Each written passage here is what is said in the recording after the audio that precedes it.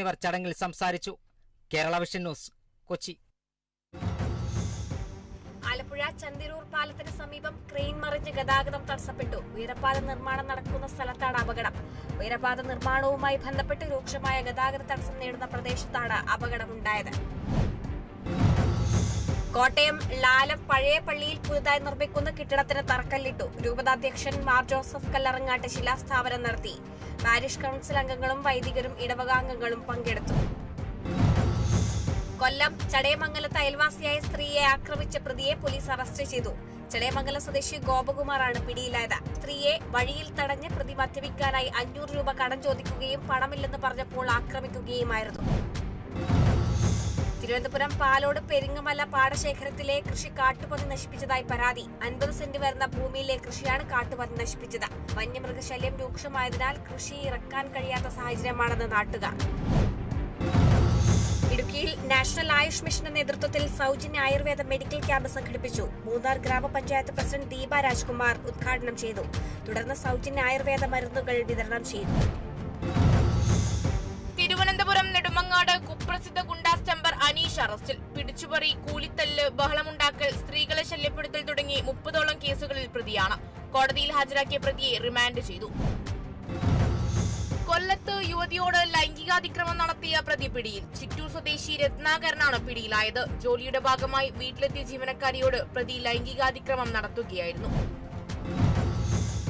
Malappuram Valanchery bus route രൂപീകരണവുമായി ബന്ധപ്പെട്ട് ജനകീയ സദസ്സ് സംഘടിപ്പിച്ചു. പൊതുജനങ്ങൾ നേരിടുന്ന യാത്രാ ബുദ്ധിമുട്ട് പരിഹരിക്കാനും ഗതാഗതം ശക്തിപ്പെടുത്താനുമാണ് സദസ്സ് സംഘടിപ്പിച്ചത്.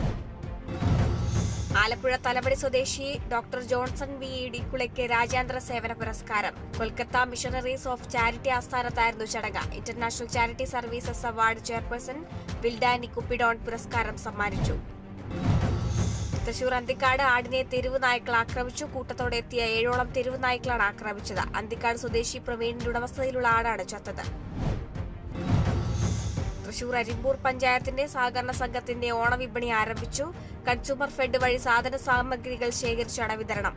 12 ഇനം പലചരക്ക് സാധനങ്ങളാണ് സബ്സിഡി നിരക്കിൽ കിറ്റിലാക്കി വിതരണം ചെയ്യുന്നത്. തൃശൂർ ഗുരുവായൂർ ദേവസ്വത്തിന്റെ വിവിധ പദ്ധതികളുടെ ഉദ്ഘാടനം മന്ത്രി ശ്രീ VN വാസവൻ നിർവഹിച്ചു. ഗുരുവായൂരിന്റെ പശ്ചാത്തല വികസന പദ്ധതികൾ സമയബന്ധിതമായി പൂർത്തിയാക്കണമെന്നും മന്ത്രി.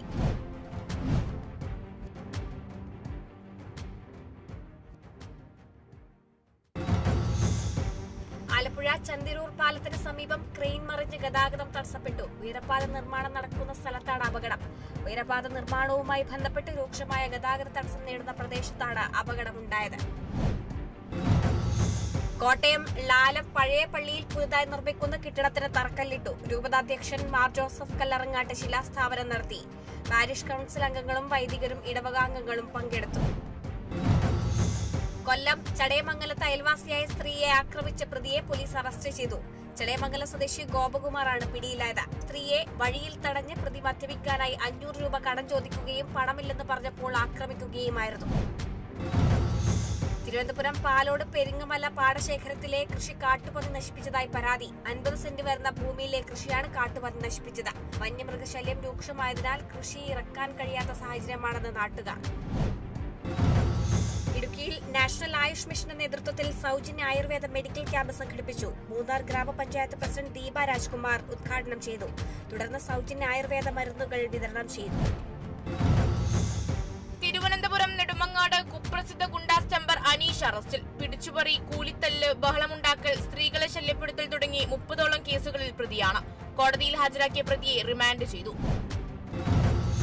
കൊല്ലത്ത് യുവതിയോട് ലൈംഗികാതിക്രമം നടത്തിയ പ്രതി പിടിയിൽ. ചിറ്റൂർ സ്വദേശി രത്നാകരനാണ് പിടിയിലായത്. ജോലിയുടെ ഭാഗമായി വീട്ടിലെത്തിയ ജീവനക്കാരിയോട് പ്രതി ലൈംഗികാതിക്രമം നടത്തുകയായിരുന്നു. മലപ്പുറം വളാഞ്ചേരി ബസ് റൂട്ട് രൂപീകരണവുമായി ബന്ധപ്പെട്ട് ജനകീയ സദസ്സ് സംഘടിപ്പിച്ചു. പൊതുജനങ്ങൾ നേരിടുന്ന യാത്രാ ബുദ്ധിമുട്ട് പരിഹരിക്കാനും ഗതാഗതം ശക്തിപ്പെടുത്താനുമാണ് സദസ്സ് സംഘടിപ്പിച്ചത്. ആലപ്പുഴ തലവടി സ്വദേശി ഡോക്ടർ ജോൺസൺ വി ഇടിക്കുളയ്ക്ക് രാജ്യാന്തര സേവന പുരസ്കാരം. കൊൽക്കത്ത മിഷണറീസ് ഓഫ് ചാരിറ്റി ആസ്ഥാനത്തായിരുന്നു ചടങ്ങ്. International Charity Services Award chairperson Wildani Cupidon പുരസ്കാരം സമ്മാനിച്ചു. തൃശൂർ അന്തിക്കാട് ആടിനെ തെരുവ് നായ്ക്കൾ ആക്രമിച്ചു. കൂട്ടത്തോടെ എത്തിയ 7ഓളം തെരുവ് നായ്ക്കളാണ് ആക്രമിച്ചത്. അന്തിക്കാട് സ്വദേശി പ്രവീണിന്റെ ഉടമസ്ഥതയിലുള്ള ആടാണ് ചത്തത്. തൃശൂർ അരിമ്പൂർ പഞ്ചായത്തിന്റെ സഹകരണ സംഘത്തിന്റെ ഓണവിപണി ആരംഭിച്ചു. കൺസ്യൂമർ ഫെഡ് വഴി സാധന സാമഗ്രികൾ ശേഖരിച്ചാണ് വിതരണം.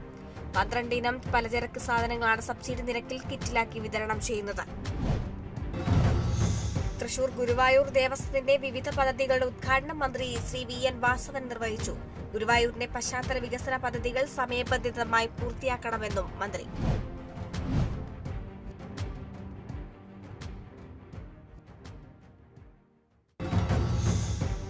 ആലപ്പുഴ ചന്തിരൂർ പാലത്തിന് സമീപം ക്രെയിൻ മറിഞ്ഞ് ഗതാഗതം തടസ്സപ്പെട്ടു. ഉയരപ്പാത നിർമ്മാണം നടക്കുന്ന സ്ഥലത്താണ് അപകടം.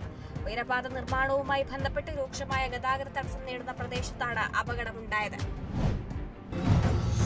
കോട്ടയം ലാലം പഴയ പള്ളിയിൽ പുതുതായി നിർമ്മിക്കുന്ന കെട്ടിടത്തിന് തറക്കല്ലിട്ടു. രൂപതാധ്യക്ഷൻ മാർ ജോസഫ് കല്ലറങ്ങാട്ട് ശിലാസ്ഥാപനം നടത്തി.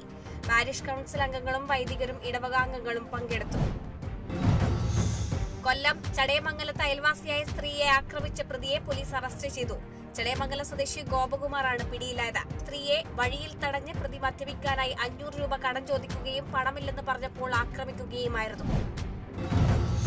തിരുവനന്തപുരം പാലോട് പെരിങ്ങമല പാടശേഖരത്തിലെ കൃഷി കാട്ടുപന്നി നശിപ്പിച്ചതായി പരാതി. 50 സെന്റ് വരുന്ന ഭൂമിയിലെ കൃഷിയാണ് കാട്ടുപന്നി നശിപ്പിച്ചത്. വന്യമൃഗശല്യം രൂക്ഷമായതിനാൽ കൃഷി ഇറക്കാൻ കഴിയാത്ത സാഹചര്യമാണെന്ന് നാട്ടുകാർ. ഇടുക്കിയിൽ നാഷണൽ ആയുഷ് മിഷന്റെ നേതൃത്വത്തിൽ സൗജന്യ ആയുർവേദ മെഡിക്കൽ ക്യാമ്പ് സംഘടിപ്പിച്ചു. മൂന്നാർ ഗ്രാമപഞ്ചായത്ത് പ്രസിഡന്റ് ദീപ രാജ്കുമാർ ഉദ്ഘാടനം ചെയ്തു. തുടർന്ന് സൗജന്യ ആയുർവേദ മരുന്നുകൾ വിതരണം ചെയ്തു. തിരുവനന്തപുരം നെടുമങ്ങാട് കുപ്രസിദ്ധ ഗുണ്ടാസ് ടെമ്പർ അനീഷ് അറസ്റ്റിൽ. പിടിച്ചുപറി, കൂലിത്തല്ല്, ബഹളമുണ്ടാക്കൽ, സ്ത്രീകളെ ശല്യപ്പെടുത്തൽ തുടങ്ങി 30ഓളം കേസുകളിൽ പ്രതിയാണ്. കോടതിയിൽ ഹാജരാക്കിയ പ്രതിയെ റിമാൻഡ് ചെയ്തു.